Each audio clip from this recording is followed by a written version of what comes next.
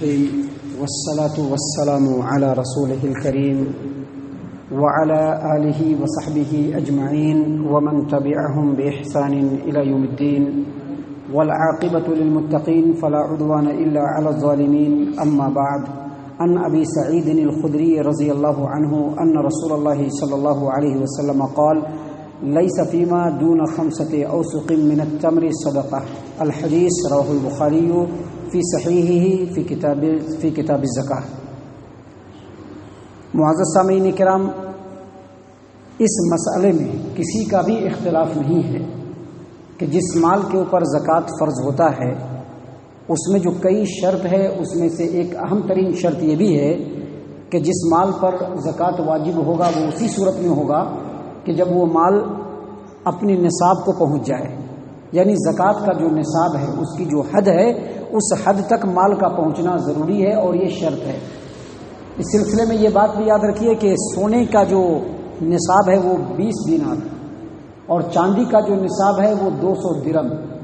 اور اسی طرح سے اونٹ کے اوپر کم سے کم 5 اونٹ کا ہونا ضروری ہے، اور اسی طرح سے گائے کے اوپر کم سے کم 30 گائے کا ہونا ضروری ہے، گائے بیل کا، اور بکریاں اور چھیلے وغیرہ ہو تو 40 کا ہونا ضروری ہے. یہاں پر ایک بات اور واضح کر دیں ہم آپ کے سامنے کہ جو 20 دینار جو سونے کے اوپر ہے، اگر آج کے جو وزن سے ہم اس کو اگر ماپیں گے تو 85 گرام سونا ہونا چاہیے. 20 دینار جو سونا ہوتا ہے وہ کم سے کم 85 دینار، اور یہ بالکل اسٹینڈرڈ ہے. اس سلسلے میں بعض علماء نے کچھ آگے پیچھے کیا ہے، لیکن اسٹینڈرڈ جو ہے وہ 85 گرام سونا ہونا ضروری ہے، تبھی جا کر کے اس سونے کے اوپر زکوٰۃ فرض ہوگا. اسی طرح سے چاندی کے لیے جو 200 درم کا جو ہے تحدید ہے 200 درم کی، اس کا جو وزن ہے وہ آج کے اس اسٹینڈرڈ یگ میں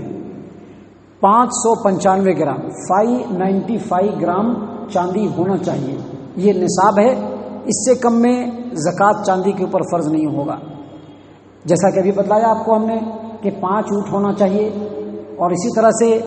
30 گائے اور بیل ہونا چاہیے، اور 40 بکریاں ہونی چاہیے. اور جو زمینی پیداوار ہوتے ہیں، چاہے وہ غلہ ہو، اناج ہو، یا باغوں میں ٹوٹنے والا پھل ہو، یہ 5 وسق ہونا ضروری ہے. اور 5 وسق کا جو ابھی کا جو وزن ہے وہ 653 کلو گرام اتنا ہونا ضروری ہے. معزز سامعین کرام، اس سلسلے میں صحیح البخاری کتاب الزکاة کی روایت ہے. انس بن مالک رضی اللہ عنہ روایت کرتے ہیں، اس میں الفاظ ہیں کہ نبی صلی اللہ علیہ وسلم نے فرمایا کہ اگر کسی کے پاس 4 اونٹ ہو، 4 اونٹ، تو اس 4 اونٹ میں بھی زکوٰۃ نہیں ہوگا، کم سے کم 5 ہونا چاہیے. لیکن اگر کسی کے پاس 4 اونٹ ہے اور اس میں سے بھی وہ زکوٰۃ نکالنا چاہتا ہے تو وہ اس کی مرضی ہے، اللہ تبارک و تعالیٰ اس کو اجر و ثواب دے گا. اسی طرح سے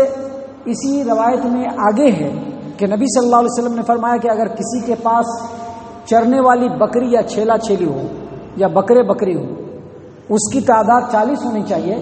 لیکن اگر 40 سے ایک بھی کم ہوگا تو اس کے اوپر زکوٰۃ فرض نہیں ہوگا، الا یہ کہ اگر اس جانور کا مالک اس میں سے زکوٰۃ نکالے تو اللہ تبارک و تعالیٰ کی طرف سے اس کو اجر و ثواب ہے. سامعین کرام، اسی طرح سے صحیح البخاری کتاب الزکاة، ابھی جو ہم نے آپ کے سامنے حدیث پڑھی، ابو سعید خدری رضی اللہ عنہ نے روایت کیا کہ نبی صلی اللہ علیہ وسلم نے فرمایا: لیس فیما 5 اوسق من التمر صدقہ. یعنی کھجور جو ہوگا، کھجور، اس میں کم سے کم 5 وسق ہونا چاہیے، اس سے کم میں زکوٰۃ نہیں ہے. اور حدیث میں آگے بھی لفظ ہے کہ کم سے کم 5 اوقیہ چاندی ہونا چاہیے، اور کم سے کم 5 اونٹ ہونا چاہیے، تبھی جا کر کے اس کے اوپر زکوٰۃ فرض ہوگا. وسق کے بارے میں ابھی ہم نے آپ کے سامنے وضاحت کی کہ ایک وسق چاہے وہ کوئی بھی غلہ ہو، ایک وسق کا مطلب یہ ہوتا ہے کہ 653 کلو گرام.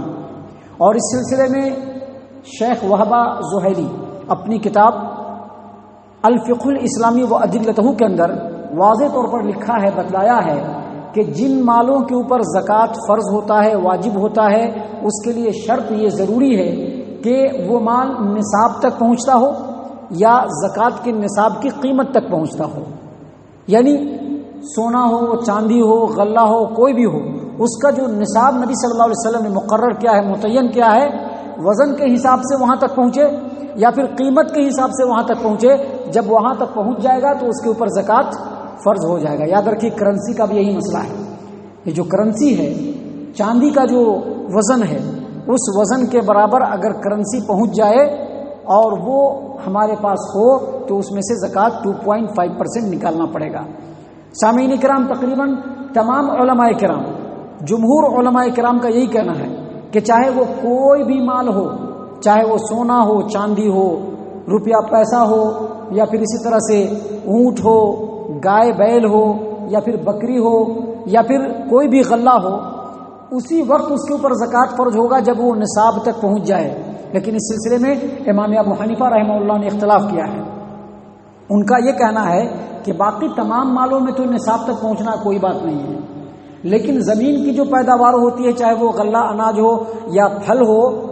وہ چاہے نصاب تک پہنچے یا نہ پہنچے، کم ہو یا زیادہ،